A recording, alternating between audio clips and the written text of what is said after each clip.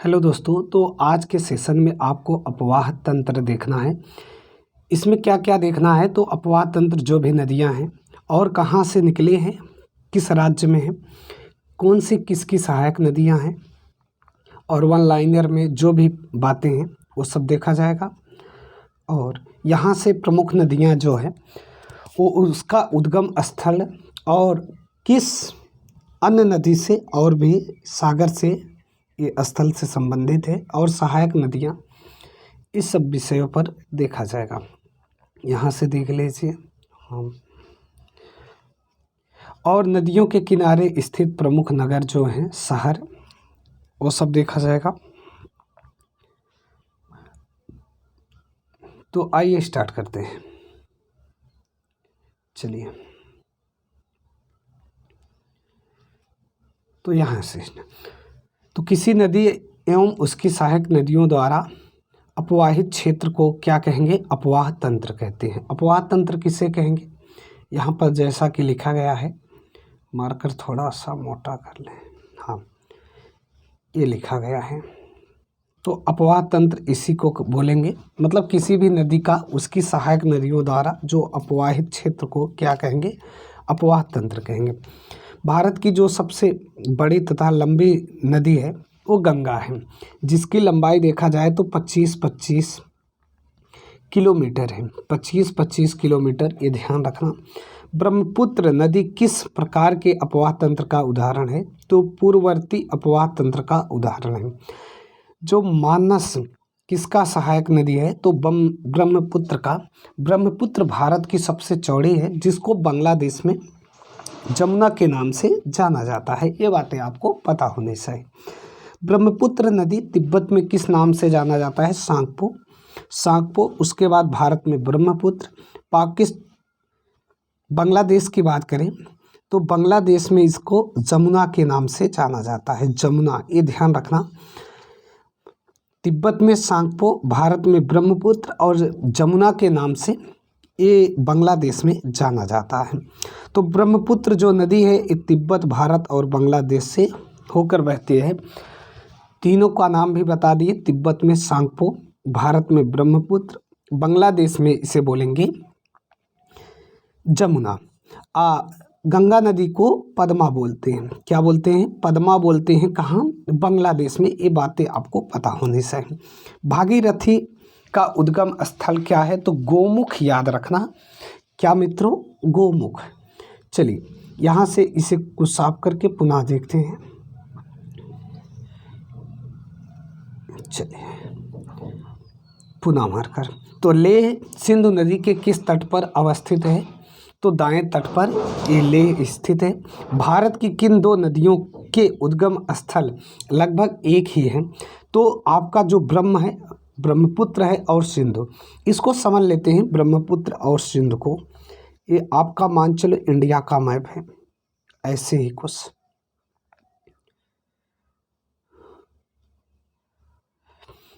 तो यहाँ से इस सिंधु नदी ऐसे, और इसकी 5 सहायक नदियाँ भी, और इसी के पास से ब्रह्मपुत्र यहाँ से इंटर करके बांग्लादेश से होकर ये अपना क्षेत्र यहाँ पर जल गिरा देती है बंगाल की खाड़ी में। बाकी ये अरब सागर में। तो ऐसा ही कुछ नदियाँ हैं। तो इन दोनों का स्थान एक जैसा ही दिखता है। चलिए, बांग्लादेश में गंगा को किस नाम से? अभी मैं बोला पद्मा। गंगा नदी के तट पर स्थित सबसे बड़ा शहर कौन सा है? तो कानपुर। गंगा की वह सहायक नदी कौन सी है जिसका उद्गम मैदानी भागों में हुआ है? तो गोमती नदी। गोमती नदी कहाँ से निकली है? तो पीलीभीत के फुलहर झील से।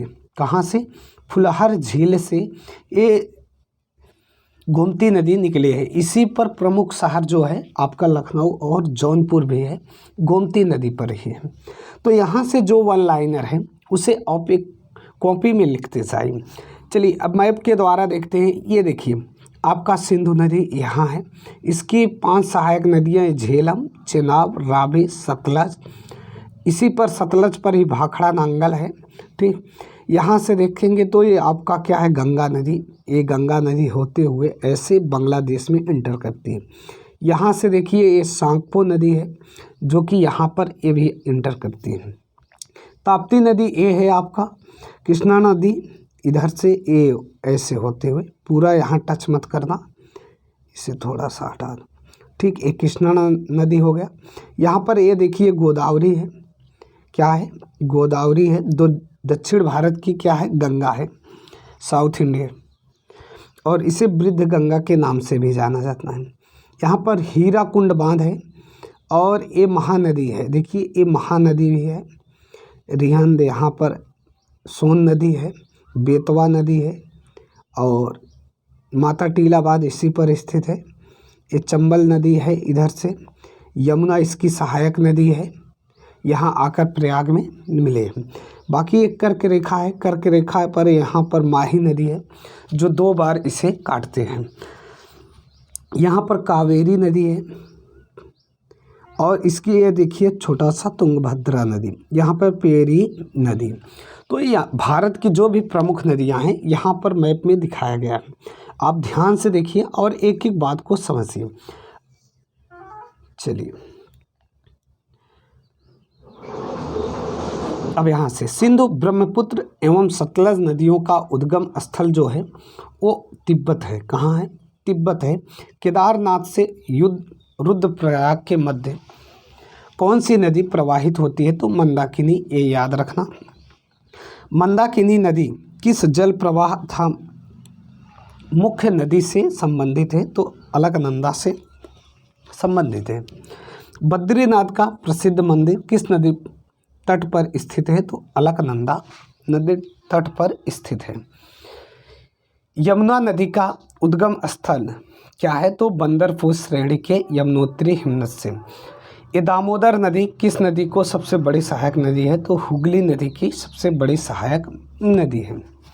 अब यहाँ से देखते हैं तो हिमाचल प्रदेश में कौन सी प्रमुख नदियाँ प्रवाहित होती है, तो चेनाब, रावी और क्या, सतलज। हिमाचल में 3 दर्रे भी हैं, एक बारालाचा है, एक रोहतांग दर्रा है और एक को बोलोगे रोहतांग सिपकिला।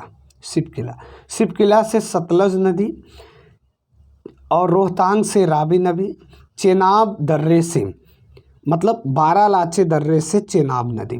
तो ये 3 दर्रा आपको याद रखना है हिमाचल प्रदेश में, कौन कौन, बारालाचा, रोहतांग और सिपकिला से सतलज और रोहतांग से रावी, बारालाचा से चेनाब। तो ये 3 नदियाँ इस दर्रे से गुजरती है, ये बात आपको नोट कर लेना है कहीं पर भी।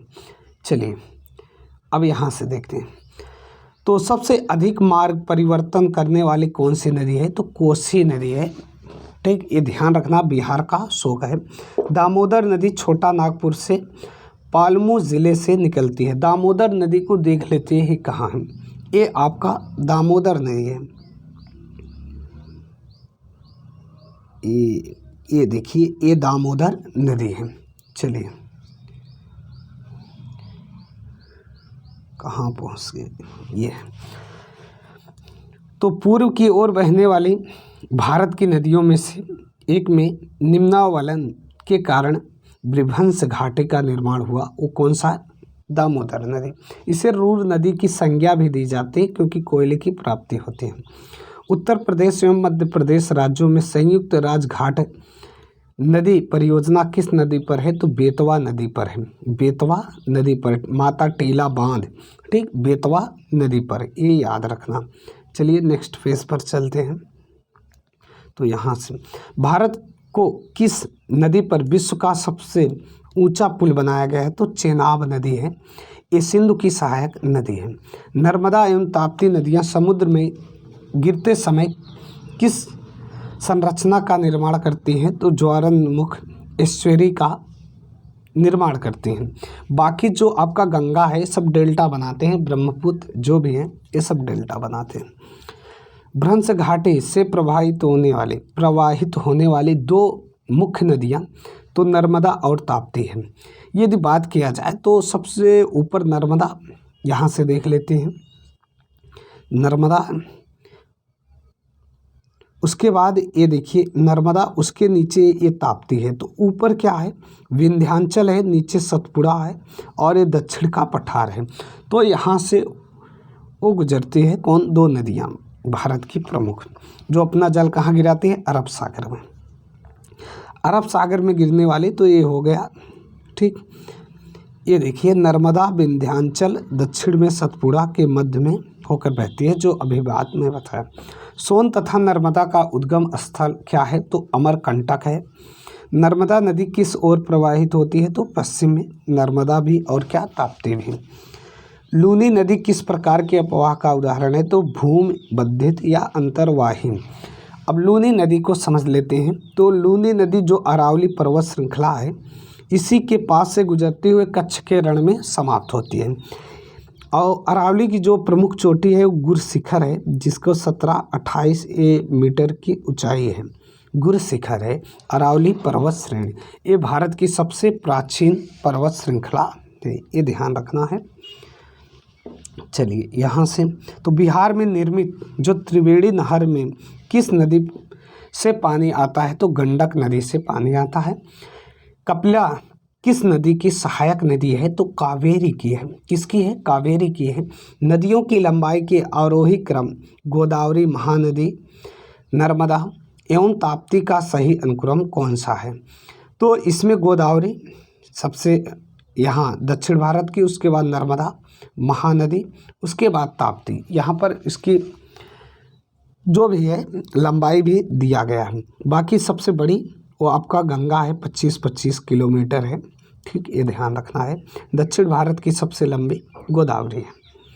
दक्षिण भारत की नदियों में किसका जल ग्रहण क्षेत्र सर्वाधिक है? तो गोदावरी का। प्रायद्वीपीय भारत की नदियों में कौन सी नदी सबसे लंबी है? तो गोदावरी। प्रायद्वीपीय भारत का मतलब ये वाला क्षेत्र, ये सब प्रायद्वीपीय भारत कहलाता है।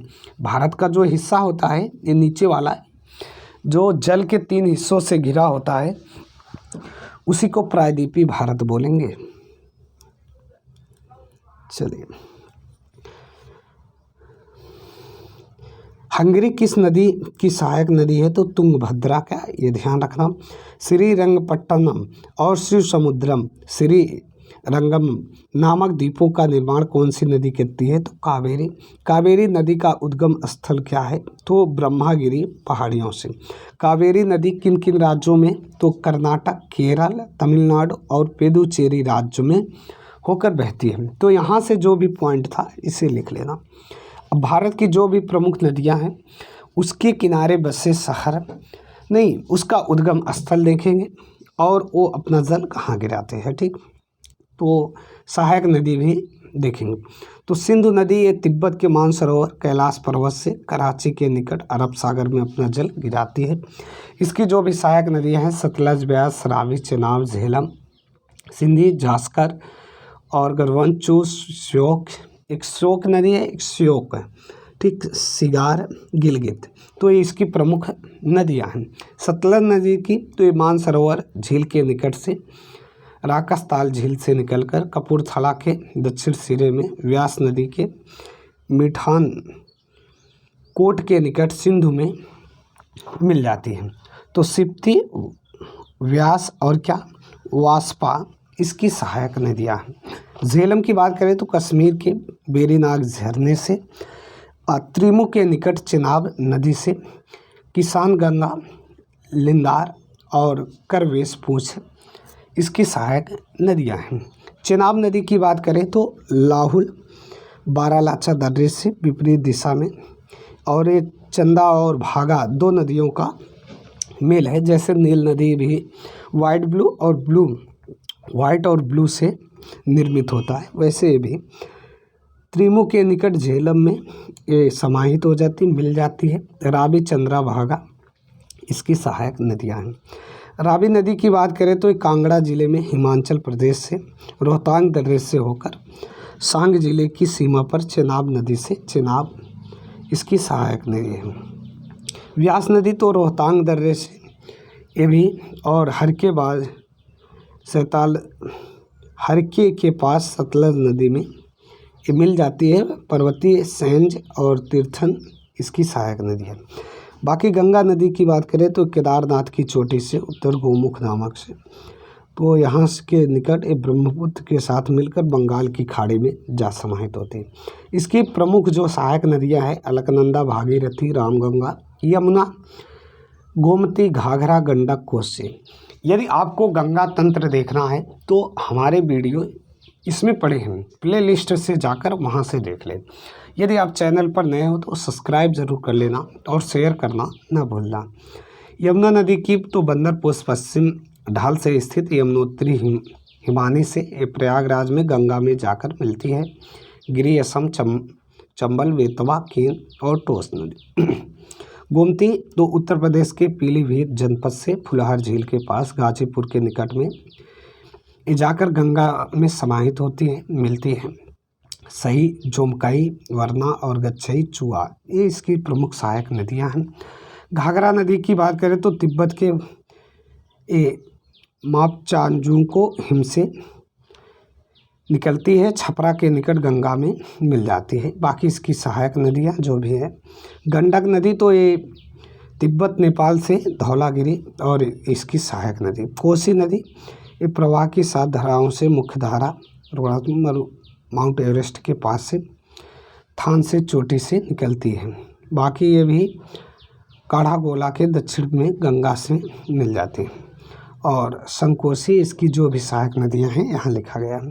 चंबल नदी की तो मध्य प्रदेश में महू के निकट विंध्याचल पर्वत की जनापावा पहाड़ी से और इटावा के पास यमुना नदी में, और ये इसकी प्रमुख सहायक नदियाँ हो गई। बेतवा नदी ये रायसेन मध्य प्रदेश के कुमरा गांव के निकट विंध्याचल पर्वत से निकलकर यमुना में जाकर मिलती है।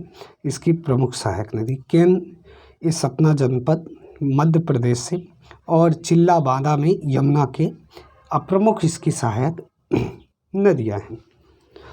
बेतवा नदी ये हो गया। सोन नदी अमरकंटक की पहाड़ियों से और पटना के पूर्व गंगा में मिल जाती है। इसकी प्रमुख सहायक नदियाँ, ठीक। दामोदर ये छोटा नागपुर के पलामू से और फलुका और इसकी प्रमुख सहायक नदियाँ। ब्रह्मपुत्र ये मानसरोवर झील से और पद्मा ये गंगा में जाकर मिलती है।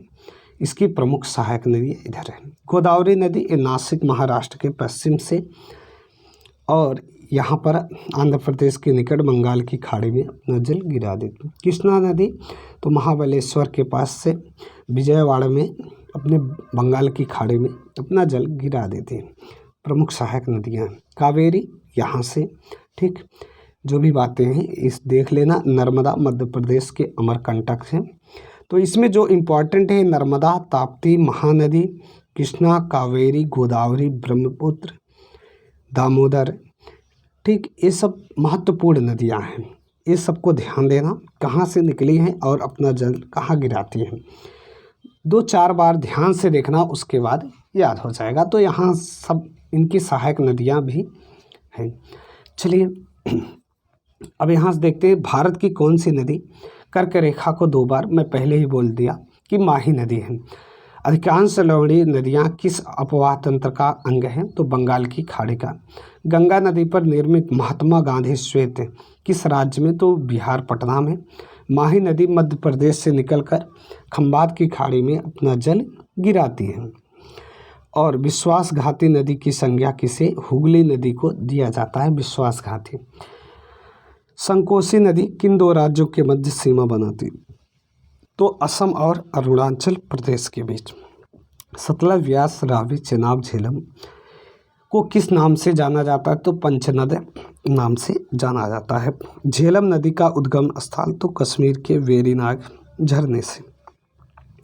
12मासी होती हैं और प्रायद्वीप नदियाँ क्या होती हैं? मौसमी होती हैं। इस बात को समझ लेते हैं क्या है। चलिए, तो ये आपका मैप हो गया।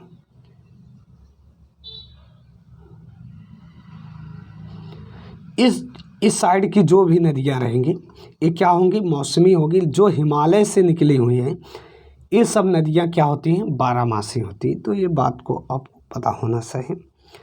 चलिए, अब नदियों के किनारे स्थित प्रमुख नगर। यहाँ से जो एडन नहर है किस नदी पर निकली है? तो दामोदर, ये ध्यान रखना।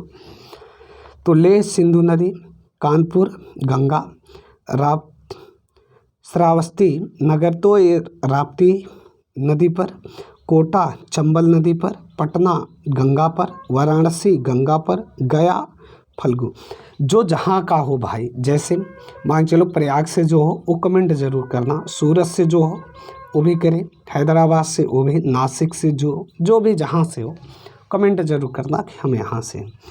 दिल्ली यमुना, फर्रुखाबाद ये गंगा, बैतूल ताप्ती, हैदराबाद मूसी, नासिक गोदावरी, फतेहपुर गंगा, सूरत ताप्ती और तिलैया ये बाराकर, कटक महानदी, गोरखपुर राप्ती, इटावा यमुना और मंगलौर ये नेत्रवती, विदिशा बेतवा। ठीक, भुवनेश्वर महानदी, जबलपुर नर्मदा, बलिया गंगा, कन्नौज गंगा, लखनऊ गोमती, उज्जैन क्षिप्रा, अहमदाबाद साबरमती, बेंगलुरु तो वृषभावती, हाजीपुर गंडक, आगरा यमुना। चलिए और भी देख लेते हैं। तो गया ये फल्गु, दिल्ली यमुना, फर्रुखाबाद ये सब हो गया है भाई, ऊपर हो गया है। बद्रीनाथ तो अलकनंदा, प्रयागराज गंगा यमुना, भागलपुर तो गंगा, विजयवाड़ा कृष्णा, रुद्रप्रयाग मंदाकिनी अलकनंदा, धुबरी तो ब्रह्मपुत्र, कुरनूल तो ये तुंगभद्रा, देवप्रयाग भागीरथी अलकनंदा, सांची बेतवा, मथुरा यमुना याद रखना, जमशेदपुर तो स्वर्णरेखा और खरकई नदी, मुंगेर गंगा, डिब्रूगढ़ ब्रह्मपुत्र, ओरछा बेतवा, ग्वालियर चंबल, पुणे ये मुथा और भरूच ये नर्मदा नदी पर, श्रीनगर झेलम नदी पर, कोलकाता तो हुगली, विष्णुप्रयाग तो धौला गंगा अलकनंदा। आपको अलकनंदा या धौला गंगा ये सब समझ में नहीं आता तो मेरा सेशन पड़ा है गंगा तंत्र, वहाँ से देख लेना। हरिद्वार गंगा, चंबा रावी, गोमती जौनपुर, ब्रह्मपुत्र मतलब गुवाहाटी ब्रह्मपुत्र, पंढरपुर भीमा नदी, मंडी व्यास और गांधीनगर तो साबरमती, होशंगाबाद तो नर्मदा, भरूच ये नर्मदा, नंदेड़ तो गोदावरी, नल्लौर पेन्नूर नदी पर, प्रणजी मांडवी नदी पर, मदुरई तो बैगर नदी पर, यहाँ पर तंजावुर तो कावेरी, बक्सर गंगा, हावड़ा हुगली, संबलपुर महानदी, नासिक गोदावरी, अजमेर तो लूनी नदी। ये यहाँ से प्रमुख शहर हो गए। और इस मैप में भी आप नदियों को देख सकते हैं कि यहाँ से क्या है, सिंधु नदी।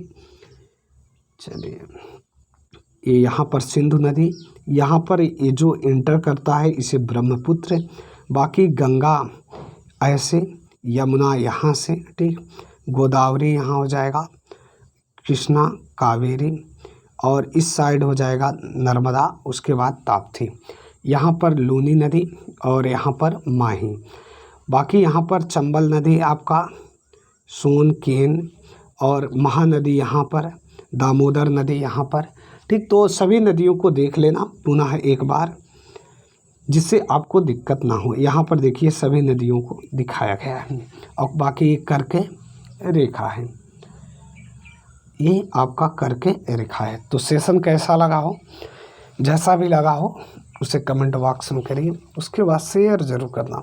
अगले सेशन पर जलप्रपात और झीलें मिलेंगे, तो बने रहिए। नेक्स्ट सेशन में मिलते हैं।